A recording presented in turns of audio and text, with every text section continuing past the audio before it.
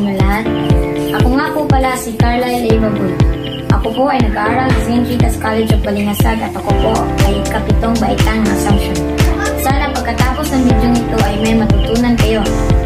Alam niyo ba na si Liwayway Arceo ay isa sa mga pinakakilalang manunulat at editor sa Pilipinas? Ipinanganak noong Enero 13, 1924. Siya ay nakilala sa kanyang malalim at masalimuot na mga kwento at nobela na tumatalakay sa mga isyong pamumuno, lipunan at reliyon. Siya rin ay isang makata at scriptwriter para sa radyo at telebisyon. Ang kanyang mga nobela ay Teacher, Canal de la Arena, Ina, Abutanaw, Utos ng Hari at marami pang iba.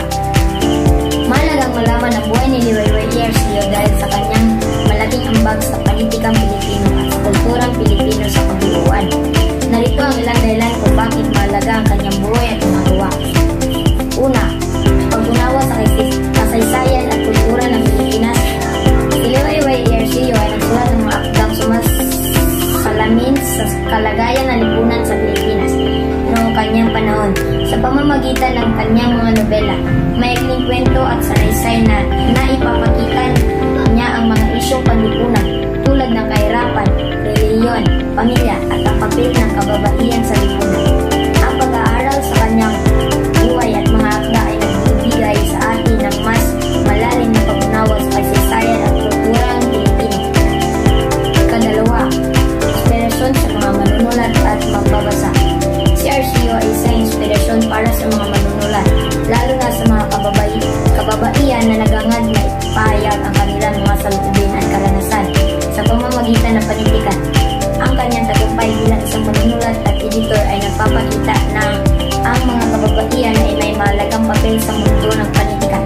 Sa kanyang mga gawa, makikita rin ang pagpapahalaga sa edukasyon, disiplina at pagsusumikap mga mag-aaral na mahalaga para sa bawat isa't isa, pagsusuri sa mga isyong palipunan.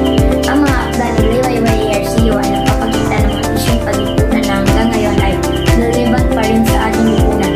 Sa pamamagitan ng kanyang pagsusulat, inilahad niya ang mga problema ng lipunan tulad ng diskriminasyon, gender inequality, at mga pagsubok ng pamilya. Ang pag-aaral sa kanyang mga gawa ay nagtutulak sa atin na suriin ang ating kasalukuyang kalagayan at maghanap ng mga solusyon sa mga suliranin ng lipunan. Ika-4, paghubog ng panitikang Pilipino. Si Arceo ay isang malaking bahagi ng panitikang Pilipino. Ang kanyang mga akda ay nagsilbing inspirasyon sa mga susunod na henerasyon ng mga manunulat. Ang kanyang buhay at gawa ay nagpapakita ng kahalagahan ng pagsulat, hindi lamang bilang isang sining, kundi bilang isang paraan ng paglalahad ng katotohanan at ng pagkakakilanlan ng isang bansa. Kalima, pagpapalawak ng kaalaman sa panitikang Pilipino.